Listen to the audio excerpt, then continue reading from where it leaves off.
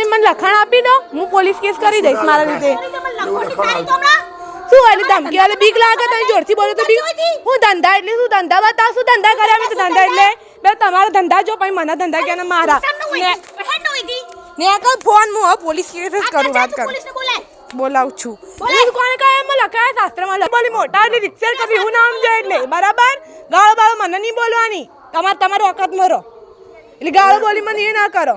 બોલી મેં એવું નહીં કીધું કે મારા ઘરનું, એવું નહીં કીધું બરાબર. બધાનું કોઈ કોઈનું ઘરનું નહીં. તે તું બોલે છે બરાબર. એવું તારી મમ્મી કોને કીધું? એવું તારા બાપ બતાય છે. બાપનું તારા બતાય જો લખ્યું તારા બાપનું એવું. હા તો બતાય તારા બાપનું હોય તો. હા તો બસ તો બોલવાનું નહીં બહુ. હા હા તું તમે ઉભા રહો બકા, ઉભા રહો. બધું ઉતરશે. તું લે તને બીક લાગા તાના? તારા બાપનું ના તો બીક લાગા? બસ તાર બસ તારા બાપનું ના તમને બીક નહીં લાગતી? બસ તમારે બતાવી દો. બતાવજો કરો તમે તાર કરો ગમે તે કરો. બીક નહીં લાગતી મને બરાબર. તમને કહી દઉં શું તમે હો તમે હું નહીં હે તમે તમે નહીં હોય બરાબર. હા બંધ થઈ જા ને પાછળની. મંદિરમાં પ્રવેશતા અટકાવ્યા, જાતિ વિરુદ્ધ ગાળો અને જાનથી મારી નાખવાની ધમકી. મહેસાણામાં મંદિર પ્રવેશ મુદ્દે મોટો વિવાદ. મહેસાણાના આંબલિયાસળમાં મંદિર પ્રવેશ મુદ્દે વિવાદ સામે આવ્યો છે. આંબલિયાસળ સ્ટેશન પાસે આવેલા મહાદેવ મંદિરમાં અનુસૂચિત જાતિના પરિવારને મંદિર પ્રવેશતા અટકાવ્યાનો આક્ષેપ થયો છે. ફરિયાદ મુજબ આરોપીઓએ ફરિયાદીને જાતિ વિરુદ્ધ અપમાનજનક શબ્દો બોલી મંદિરમાં જતા અટકાવ્યા હતા. એટલું જ નહીં, ફરિયાદીની બહેન સાથે અયોગ્ય વર્તન કરી ઝપાઝપી કરવામાં આવી હોવાનો અને જાનથી મારી નાખવાની ધમકી આપ્યાનો પણ આક્ષેપ છે. આ મામલે ઉપાધ્યાય પિંકીબેન, તેમની દીકરી બબુબેન અને ઉપાધ્યાય કૌશલભાઈ સામે ફરિયાદ નોંધાઈ છે. પોલીસ ફરિયાદમાં એટ્રોસિટી એક્ટ અને પોક્સો એક્ટ હેઠળ ગુનો નોંધાયો હોવાની વિગતો સામે આવી છે. હવે આ સમગ્ર મામલે પોલીસ તપાસમાં શું હકીકત સામે આવે છે તેના પર સૌની નજર છે. હું આંબલેસન સ્ટેશનની રહેવાસી છું. મારું નામ સોલંકી સૃષ્ટિ ધીરજકુમાર છે. મારી નાની બહેનના સાથે હું મહાદેવના મંદિરે દર્શન કરવા ગઈ હતી.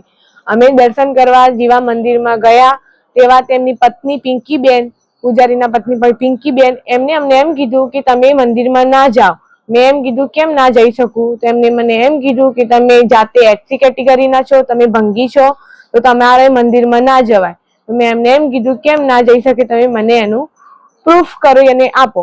તો એમને મને એમ કીધું તારે મને આ બધું કહેવાની જરૂર નથી. અમે તને ના પાડી એટલે તારે નહીં આવવાનું અહીંયા અને મંદિરમાં દર્શન તારે નહીં કરવાના.